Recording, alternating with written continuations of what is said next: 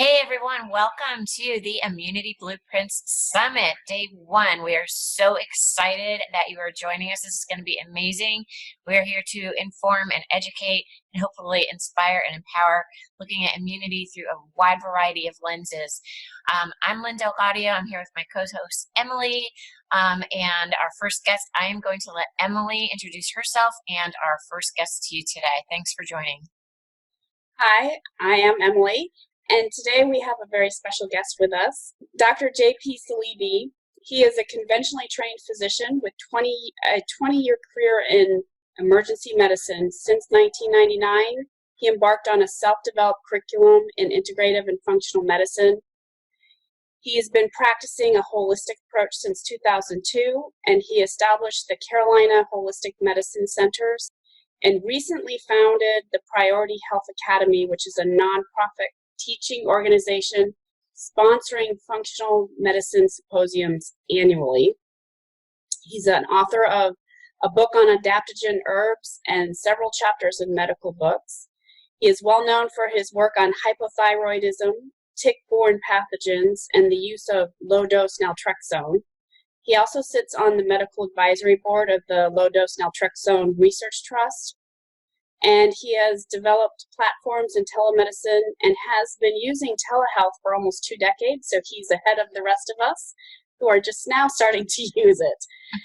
Well, can you tell us a little bit about how you went from a conventionally trained physician to functional medicine? Well, sure. I'm a 1991 graduate of medical school, conventional, I think it's the 13th oldest medical school in the country, and very, very conventional. My whole curriculum of 4 years in training at medical college, I only had 1 hour of nutrition instruction. That was it. And upon graduation in my first years as an intern resident, I knew there was a big missing piece of that pie. And then for the first career I had was in urgent and emergency medicine. And I just knew that we were doing a bad job as practitioners with chronic care. Now, there's no better place in the world than the United States if you have blunt trauma injury, gunshot wounds, things like that.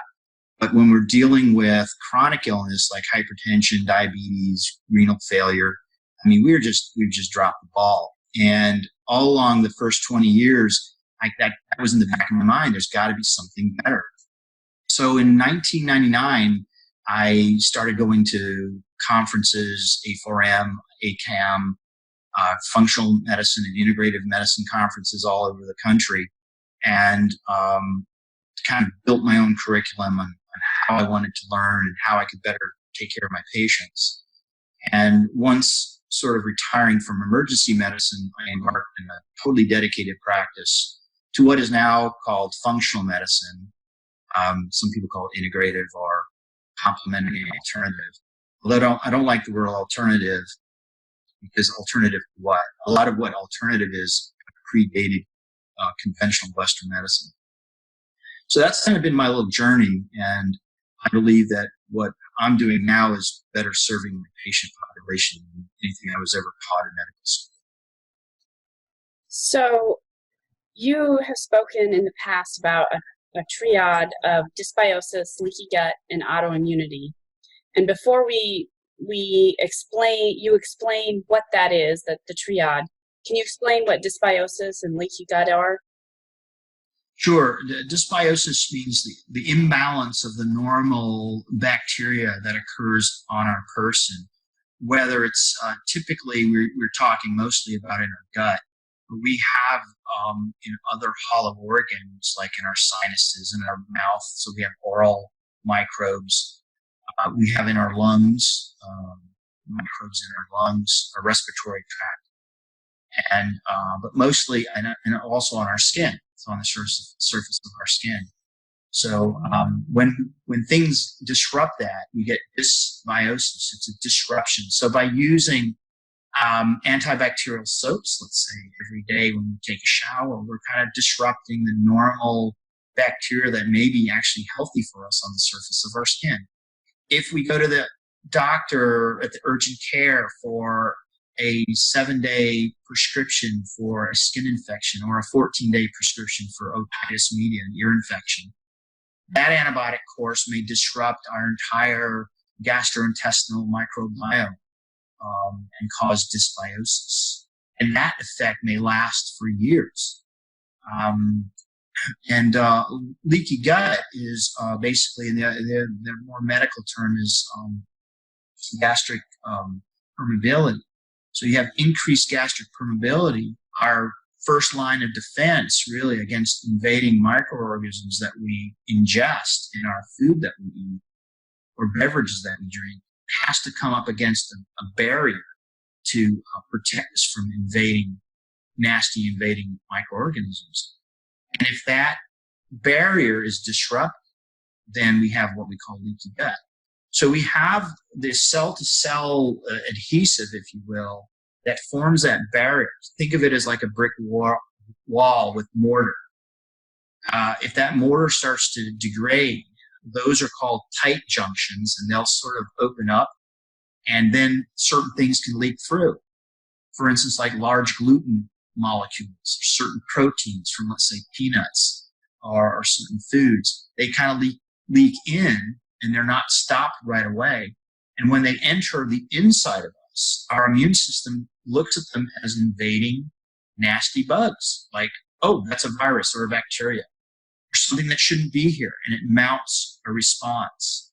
So that mounted response can then, cause people to become sick or fatigued or tired, have a whole litany of symptoms, and then also can develop into autoimmune disease for the same reason that I mentioned earlier about autoimmunity is like a rampant, out of control immune system. Now it's attacking things it shouldn't be attacking. And that leads to, let's say, for instance, celiac disease, which is an autoimmune disease. And it's just because the integrity of that barrier between the outside and the inside world, which is your gut, has been disrupted. So you talking about microbiome a little bit. There's something out there that a lot of people haven't heard about that's been out there. Can you tell everybody what the virome is? Sure. So the microbiome is, microbes, and viruses can be considered a microbe. But really, when we discuss the microbiome, it's usually bacteria. And again, there's bacterial, there's a kind of milieu of bacteria on our skin and our gut. A lot of time in our oral cavity too, around the gums and such. But when we really refer to it, it's mostly the microbes in our gut. And there's tons of them. There's probably more microbial cells in our gastrointestinal system than in the human body, the number of cells in the human body. And the amount of DNA or genetic information is huge. And we're now just in the infancy of understanding what the bacterial microbiome is. I mean, it's just the tip of the iceberg right now. We have much, much more to discover and learn about our microbiome and how certain bacteria in our gut can affect our heart disease, can affect our kidneys. There are some microbes that can help people reverse their renal insufficiency. There are certain microbes that are implicated in cardiovascular disease, plaques. So if we have a better understanding of that, we can better understand the disease progression. And it sort of begs the question of, are we as human beings vessels for these microbes? I mean, are they the ones in control? Kind of makes you wonder. Virome is basically the total collection of viruses in and on the human body. So viruses in the human body can infect both human cells and microbial or bacterial cells. So, for instance, the word virome comes from a term that was coined by Dr. Forrest Rower and his colleagues in 2018. And it's basically a combination of virus and genome, so viruses and genes. Bacteriophages are interesting. So bacteriophages are sort of kind of like a little type of virus that actually infects bacteria. And so it can be good and bad. It could be bad for the bacteria, and they actually mount responses or an immune response to that infection, viruses. But it can also be good because we can use bacteriophages to treat people with kind of resistant SIBO or dysbiosis, so an abnormal mix of bacteria in the gut. If we're trying to get rid of the bad ones, there are bacteriophages that will leave the good bacteria alone, but actually infect and destroy the bad bacteria. So I use that in some hard cases with SIBO patients using phage therapy.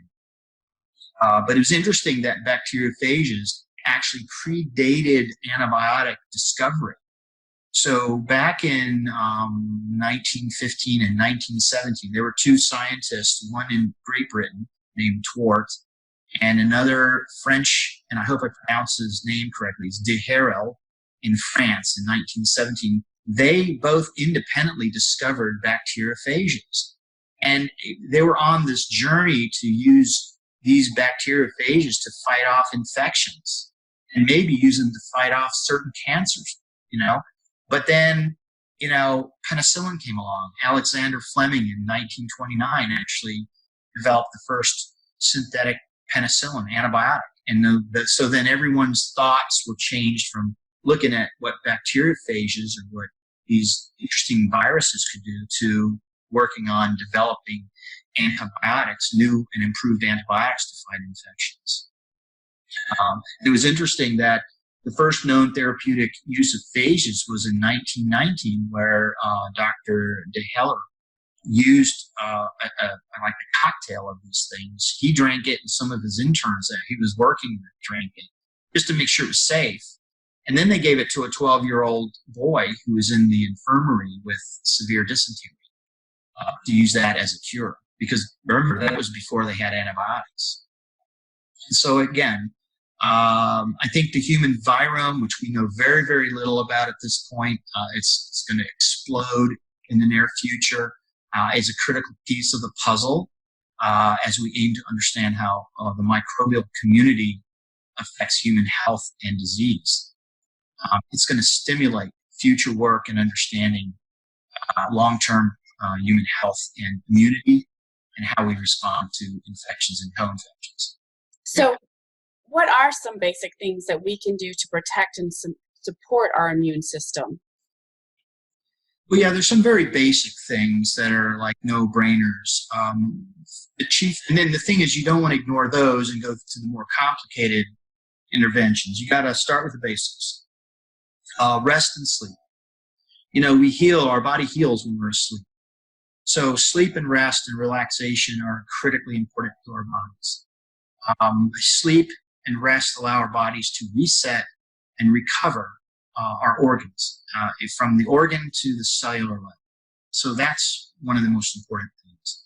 Adequate exercise, both a mix of aerobic and resistance or weight training, but not overtraining. That becomes an issue with some people who are a little bit aggressive with their workouts. They overtrain, and that actually can do as much damage to your health as having a sedentary lifestyle. So you have to have the right mix of aerobic and anaerobic exercises. And because you don't want to disrupt your HPA axis, which is your hormone axis, or create an abundance of free radicals by overdoing it on the treadmill. Proper nutrition, both with macro and micronutrients, is another point.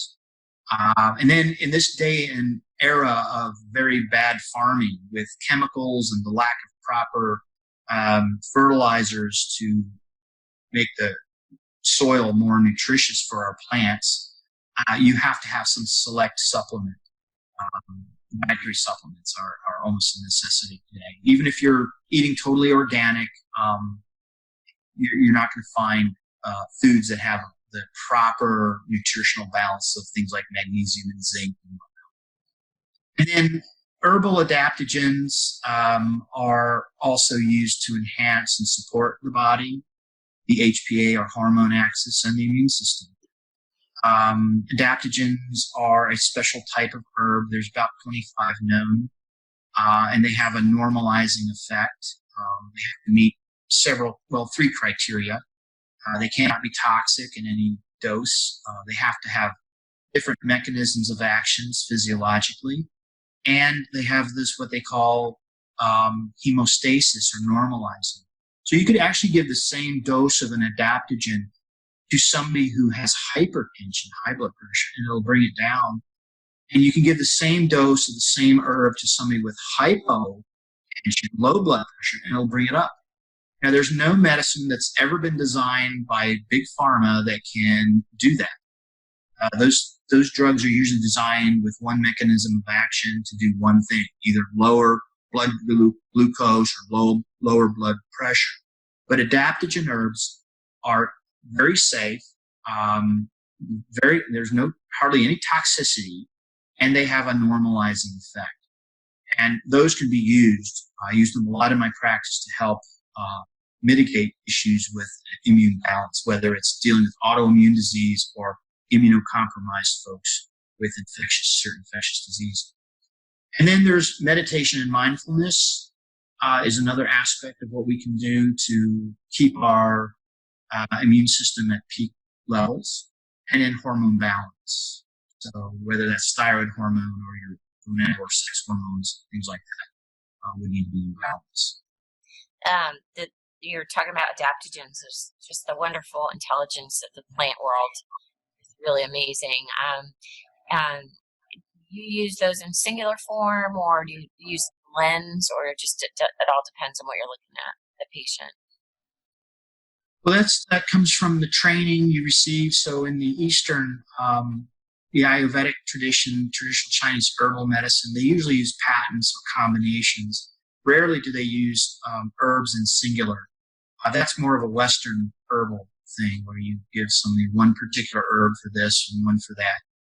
But I use a combination of both systems of treatment. Sometimes I'll use a single herb or adaptogen. Sometimes I rotate them every 3 months. Sometimes I'll use them in combination. There are some preparations that have anywhere from 3 to 9 different adaptogens together. But of course, the risk you take of using those are if somebody may be sensitive to one of the 3 or one of the 8, and then you have to kind of figure out which one that is. It can be cumbersome. So alternatively, you can start with one and start adding some others in. The Chinese like to rotate those every 3 to 4 months. You take these over time. It's not like you just take it and you're going to feel better. This is kind of a lifestyle change, at least for an extended amount of time, right? Yes. Yeah. So adaptogens don't really work that quick. It's not like you're taking amoxicillin for a strep infection, where it's a limited time. You hit them hard with a higher dose of something, and after 10 days you're done. Adaptogens can take anywhere from 2 weeks to 2 months to start having an effect. They're very gentle, low toxicity, and they don't have a lot of collateral damage. But sometimes you have to be patient. So you have to tell your patients that you have to have patience especially when you're dealing with autoimmune diseases. It may take up to 2 years to overcome some of the damage that the hyperactive immune system can do.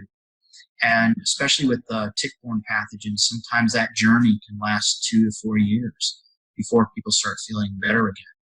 So it's not anything that the inpatient person would want to do, because but folks that are wanting immediate gratification, they're not going to be happy with functional medicine. So they'll probably fall back into more of the conventional therapies that promise more of an immediate response. But unfortunately, they're going to suffer longer in the long run. I was just curious. This is just coming to my mind. Do you use in your practice, or do you have an opinion on IVMT, intravenous micronutrient therapy, and can that be beneficial, at least as a jumpstart to our immune system, or fighting an autoimmune disease? Yeah, so surely that, or mineral therapy, or things like the Myers cocktail. I've used that since the early 2000s. I think my first Myers I ever administered was in either 1999 or 2000. But I use that only selectively. I don't run an office that has 20 rooms where we administer. IV Myers and peptide therapy and things like that. I use it judiciously because I think the alimentary tract God gave us is what we should use first line. My feeling is that if IV therapies were a mainstay, then we should have been born with ports in, or like I'm same philosophy with pellet therapy for hormone replacement. If we were God intended, we would have had a zipper in our abdomen where we could unzip, put the pellets in and zip it back. So I have kind of these funny views about being as organic or natural as possible. But I do use some IV therapies for those that are super sick that need a jump start. Sure. Well, you've mentioned adaptogen. Do you have any other natural agents that can support our immune system? Sure. And again, there are some basics, and then you can get really fancy. So I'll start with vitamin D because that's been in the news lately. So there's been some noise on the internet and on TV about, you should be off of your vitamin D with COVID-19 going around. And there's really nothing to substantiate that.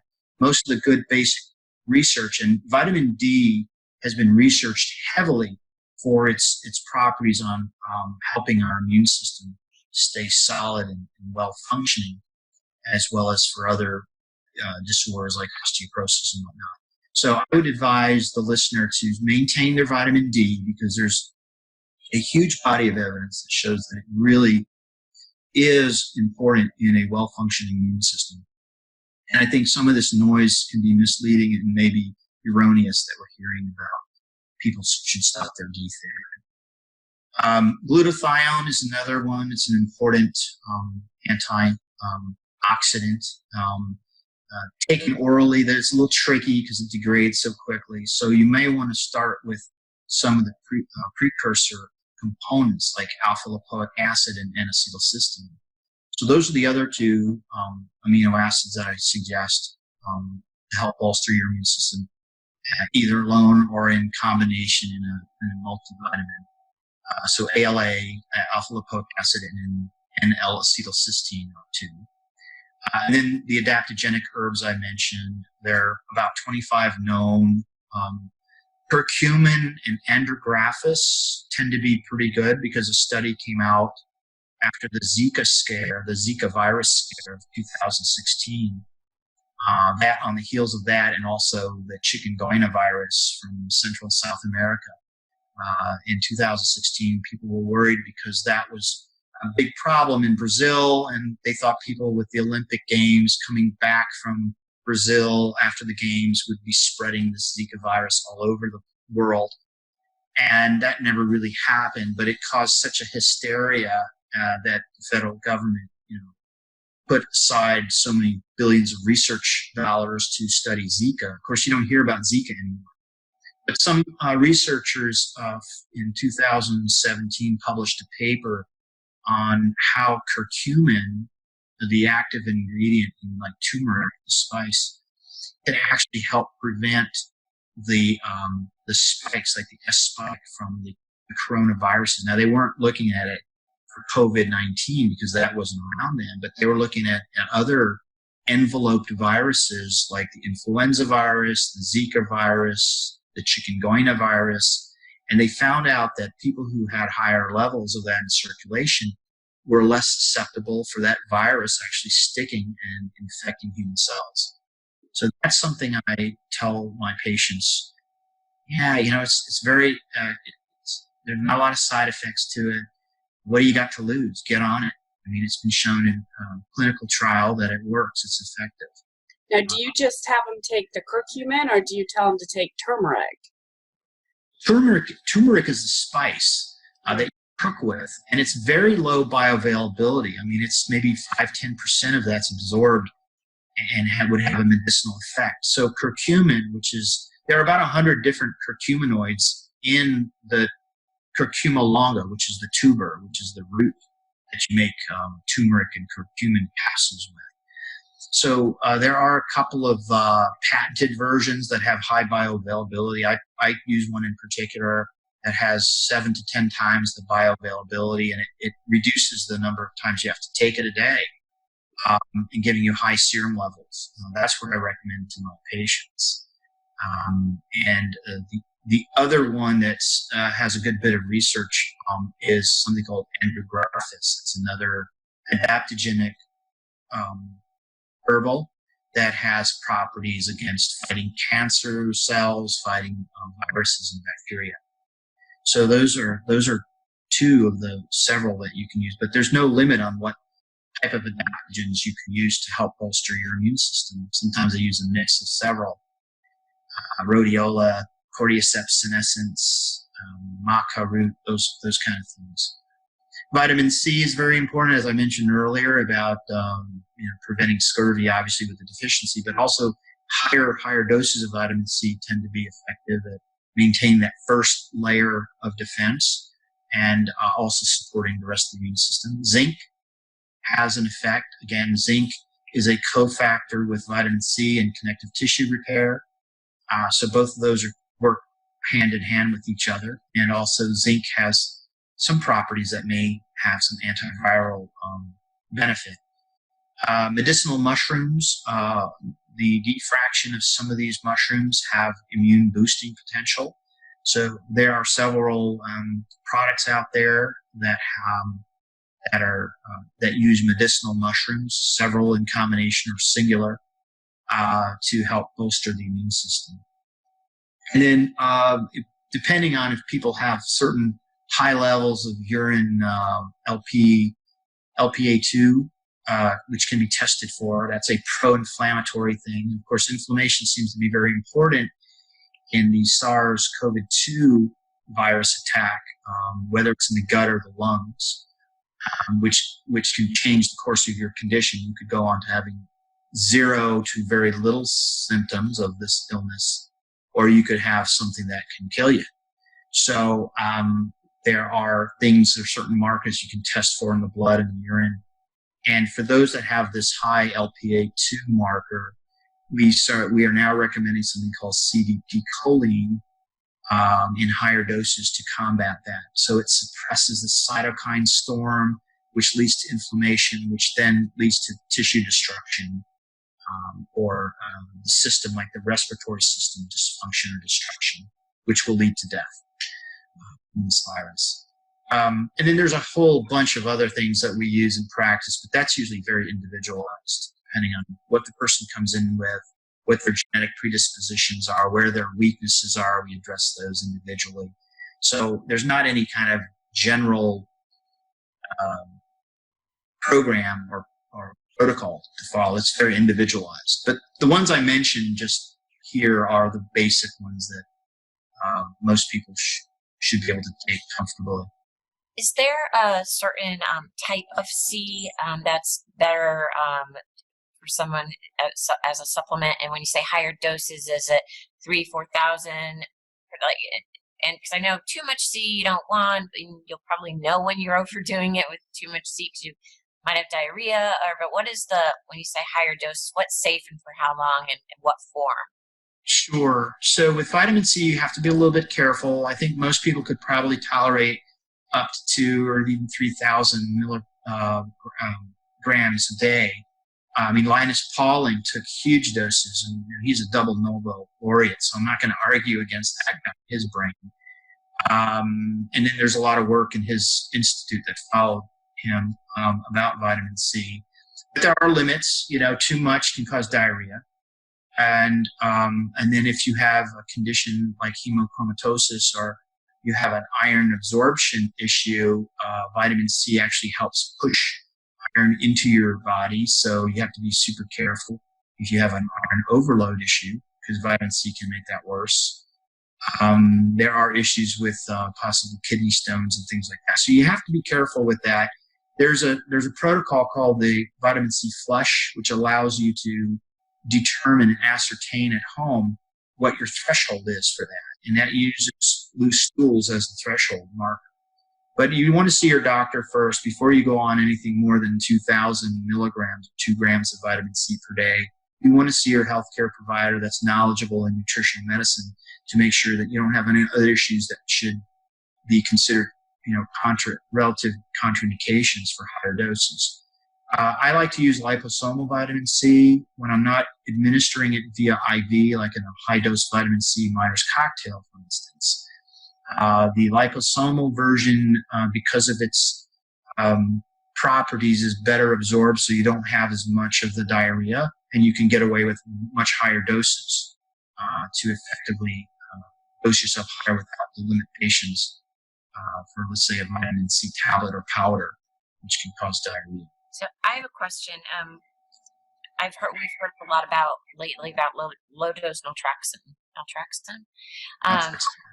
How do you say it? Naltrexone. Naltrexone. I always get the A and the E mixed up.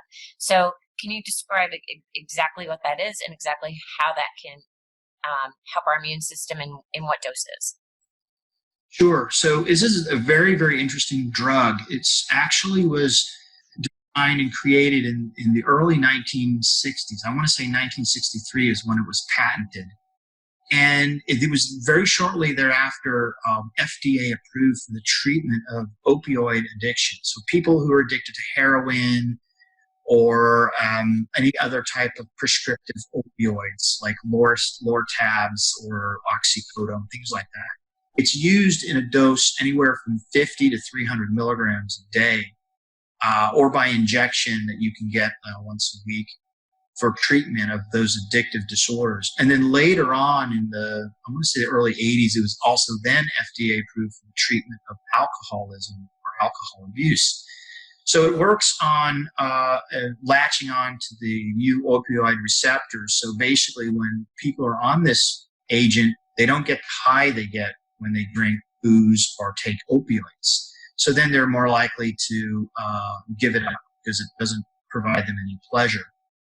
And it was during the 70s and 80s when doctors, especially in Europe, were prescribing these to their patients that they noticed, interestingly enough, and almost by accident, that a lot of these patients who had other disorders like cancer, HIV, AIDS, autoimmune diseases, things like that, were coming back, and some of these other disorders were starting to disappear. Like you had an AIDS patient who would come back for his refill of naltrexone, for his opioid addiction, for his heroin addiction. And lo and behold, he was sort of out of the AIDS. He was still HIV positive, but he didn't have any of the AIDS manifestations. Or you had somebody with an autoimmune disease like MS, whose plaques were clearing up and who was able to walk normally again and their vision improved. Or you had somebody with Hashimoto's who had a better normal functioning thyroid gland. So these, or somebody who had a tumor somewhere like renal cell carcinoma or pancreatic cancer whose condition improved. So these doctors would ask the patients, well, who else are you seeing? Who's your oncologist? Who's your rheumatologist? And they're like, nope, I just come here because I know heroin's going to kill me and I want to get off the heroin first. And so some astute practitioners kind of put two and two together and they found out that this naltrexone thing was actually helping people with cancer, with autoimmune disease, with immune dysfunction. And later on, they realized that the lower the dose, the better it worked. So instead of the 50 milligrams, they were using doses somewhere between 1 and 5 milligrams. And then some researchers, again, for 2 decades, they've been looking at different dosing. And then you have what we call very low dose naltrexone. So that's under 1 milligram. And then even something called ultra low dose. That's very, very minuscule amounts that it seems to be very effective in helping people with pain, with chronic pain. So as we're transitioning away from this opioid epidemic that we have, that's a problem, you're putting people on something that's kind of an antagonist to it that actually helps with chronic pain. So naltrexone is a very interesting drug. I use a lot of LDN. I do sit on the medical advisory board for the United Kingdom's LDN Research Trust. And we just had a big symposium down in the Bahamas in February discussing LDN's use in thyroid pain conditions, anti-cancer, and also depression, MDB. So it has a lot of uses. It's not the panacea. Not everyone can take it and tolerate it. There are some issues with sleep disturbance, insomnia, and some nausea. But it's an interesting way and how it works. And the lower the dose, actually affects something called opioid growth factor receptors, or OGF receptors. And it also has other mechanisms of action on toll-like receptors and mu opioid receptors, which actually allow the body to sort of upregulate its endorphins and enkephalins. And those are hormones that work on the immune system to kind of ramp up our immune system, correct? So by using this drug, and the timing of it is important too, like when you take it and what dose you're on, it sort of allows the body to self-heal its immune system and correct things like enhance your ability to fight infections, help with cancer regression and recurrence, and of course, autoimmune disorders. So at those very ultra low doses of 1 or below, are there still potential side effects of like nausea and sleeplessness, or? Well, it's a lot of times it's dose dependent. So the higher the dose, the more side effects you'll have, and that's why some people can tolerate the 4.5 milligram dose, which is considered one of the most optimal doses. But there are patients who can't, and they have to be on a dose like 2 milligrams or 3 or 3.5 milligrams. So when we're dealing with ultra low dose naltrexone, it almost is a homeopathic type of dose. I mean, it's super, super low, and it apparently works the same way. It has to do with how long the agent is on the receptor before it degrades into its metabolite, and how that process upregulates more receptors and more endorphins and enkephalins, and that's how it works. That is fascinating to me, and so many interesting applications or uses for it. Right. So, in today's environment and circumstances, especially with what we're going through right now, why is it, even before COVID-19, why is it so important to have a well-functioning immune system? Yeah. Well, we can't escape the media attention and all the hoopla and hysteria and panic that we see about the COVID-19. And we also realize, as we're listening to the news and the high death rate and catastrophe that it's had on our healthcare system and our economies, that we now have to realize that a very healthy immune system is really the first line defense and best way to address this. So we have to take sort of a preemptive strike, because this COVID-19 is not going to be the last. It was not the first. I mean, you had the influenza of 1918, you had the plague, you had Ebola virus in West Africa. These are nasty things that appear time and again. So this is not the first nor the last. And this should be a good, hard lesson for us to know. We need to be prepared for the next assault on our human system.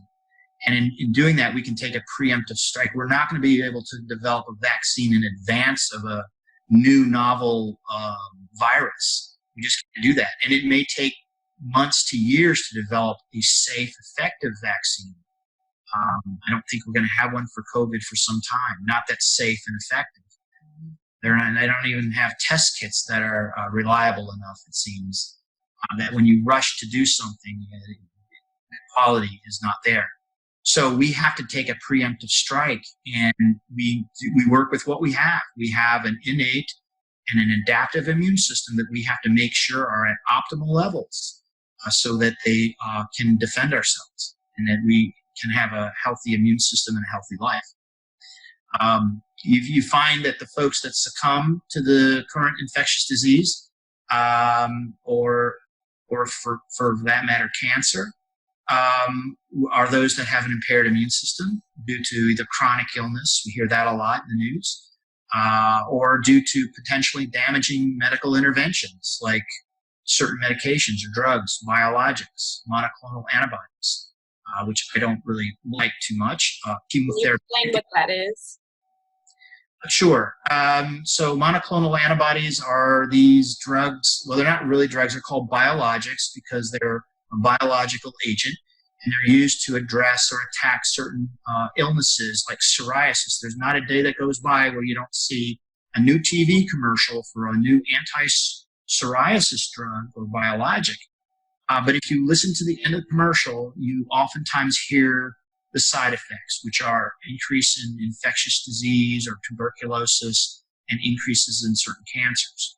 That's because these biologics knock out certain parts of your immune system, whether it's a cell that does this or whether it's interferon for that or anti-tumor necrosis factor alpha, knocking that out to try to address a plaque on the surface of your skin, but yet you open yourself up for cancers and chronic infectious disease. So sometimes we have to be careful that sometimes the cure is worse than the disease.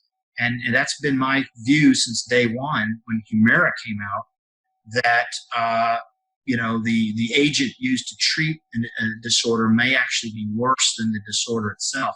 And it's opening up our line of defense. It's allowing that Trojan horse in, if you will, to affect us. So besides the biologics and chemotherapeutic agents and radiation therapy, those are things that we do to ourselves, some iatrogenic things that we doctors do to our patients that can harm our immune system. And I think the key take-home message here is that you never let your guard down. You don't want to let those Trojan horses into your fort because it'll destroy you. So we keep our guard up with a well-functioning GI tract and an immune system. And that's kind of a proactive approach to preventing yourself from getting infected with any kind of infection agent, not just the coronavirus today, but whatever else is out there. Yeah, you said, sometimes the cure is worse than the disease, and you alluded to the fear out there too. And I would say that sometimes the greatest virus is fear. And we know that fear can suppress our immune system as well. Yes. And so we've kind of gotten a glimpse throughout the conversation of like your approach with a patient. And I would love to hear when the patient comes in, what's your process? And we talk about markers a little bit, but sometimes you can see something coming like a decade before, right? I mean, this is all preventative, or a lot of it is preventative, and you can see something. And so I'd like to understand like how that works, and then just your whole approach with patients. Sure. Before I jump into that, I'd thank you for bringing up the fear and the stress. So this fear and anxiety by just watching the TV and the media and social media has really had a negative impact psychologically, psychiatrically on our people and on our planet, but also physiologically. So stress because of fear and anxiety can have a negative impact on our immune system, both the innate and the adaptive immune system, based on some chemicals that are released and things like that. So getting the fear and anxiety under control is definitely going to help us prevent the spread of this pandemic. And unfortunately, the media outlets are not helping in that endeavor at all. But as far as what I do and how I take care of my patients, the first thing I had to do is I had to get out from underneath the clutches of the insurance model of healthcare, because the insurance model does not allow doctors, well-intended as they are, to spend any time with their patients. They have to, it's kind of like a mill. They have to see so many patients a day to pay their bills and keep their clinics and centers open. Is it like an 8-minute turnaround or something? Yeah, well, they say in the United States, the average time spent with a physician is somewhere between 7 minutes or so. And that's just, the first 7 minutes when I have a patient in the room, we're talking about their family, where they just went to vacation. We didn't even break the ice yet. So I had to divorce myself from all the managed care contracts and the insurance model. I had to get rid of that because that was not helping and benefiting my patients. The second thing I had to do is allow a certain block of time, uninterrupted, to have a session with my patients. And it's usually an hour. I can't really say that I spend less than an hour with every patient on every visit. There's just too much education, too much explaining to do, too many questions I can ask them and get real good answers, not a cursory, fill out this form, let me look at it for 30 seconds and there we go. Oh, and I don't walk in with my prescription pad in hand. That's the worst thing to do. And I have patients that come to see me because I, number one, listen, and I spend at least an hour with them. And I make sure that they leave the office with all questions answered and enough time to allow me to educate my patients. Part of my goal is to make my patients not have to depend or lean on the healthcare system, which is overtaxed in the first place. And if I can do that, and it might be bad for my business, because if I teach them what to do and how to stay away from doctors, they may not come back to see me, but I can recruit some more new patients to keep my practice alive. But I was actually criticized for that. I was criticized for not bringing people back too frequently. And why are you doing this? You're gonna cure them, and then they won't come back to you. Well, when I took my Hippocratic oath and I decided on this career, it wasn't to keep people chained with a shackle and a ball to my practice. And unfortunately, there are practitioners out there that do that. I'm not one of them. So my paradigm is to make sure education is at the forefront.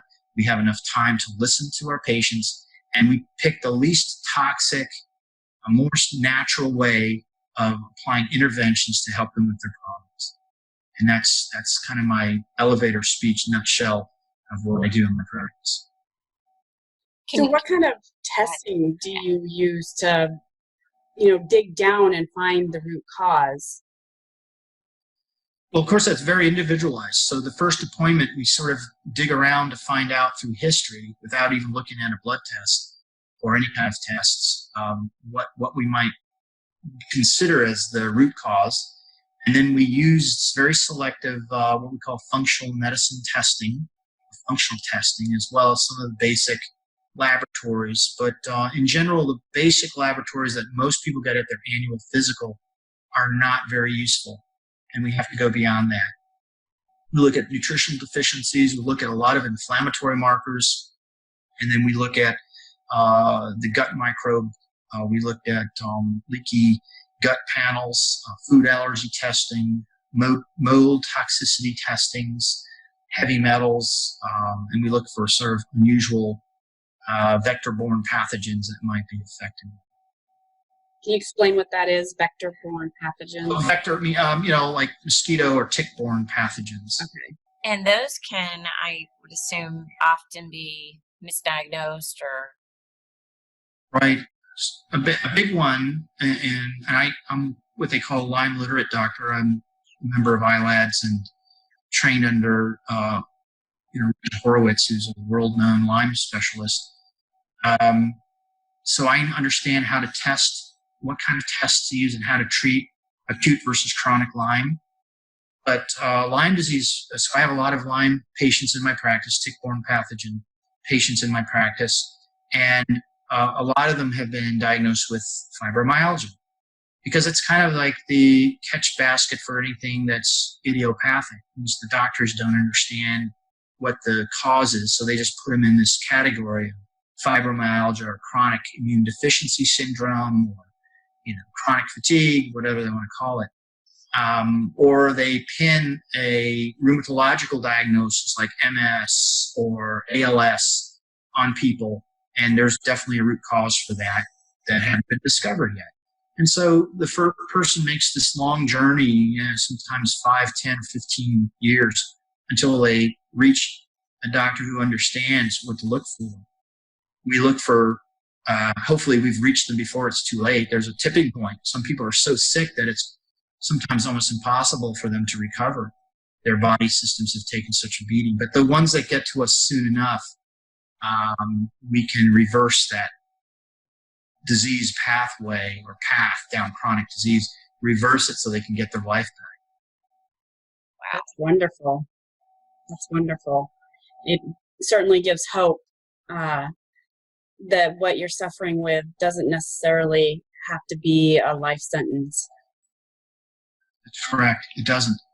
And I'm so passionate about what I do now that a couple of years ago I decided, well, I need to, this is one guy, one soldier. I need a lot. I need an army of people that understand this. And there are some wonderful organizations around that help teach and promote functional and integrative medicine.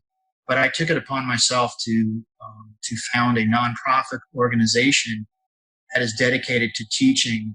Mostly our niche is advanced practitioners, like your mid-level nurse practitioners and PAs. That's kind of the niche that our organization trains. We have preceptorships and kind of like sub-internships for them, as well as annual functional medicine symposium.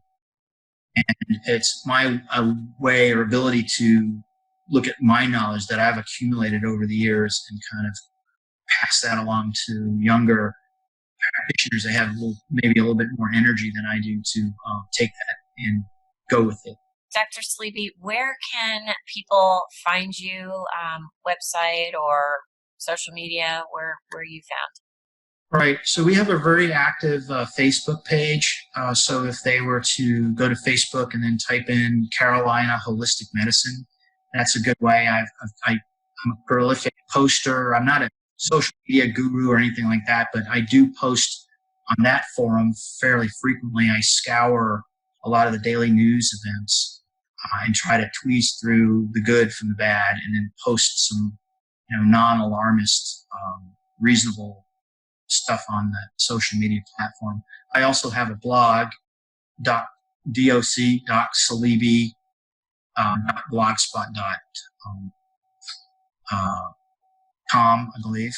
And but if people go to Saleeby, SALEEBY.net, that's sort of my page that talks about what I do, and there are links there to Facebook and LinkedIn and my medical blog.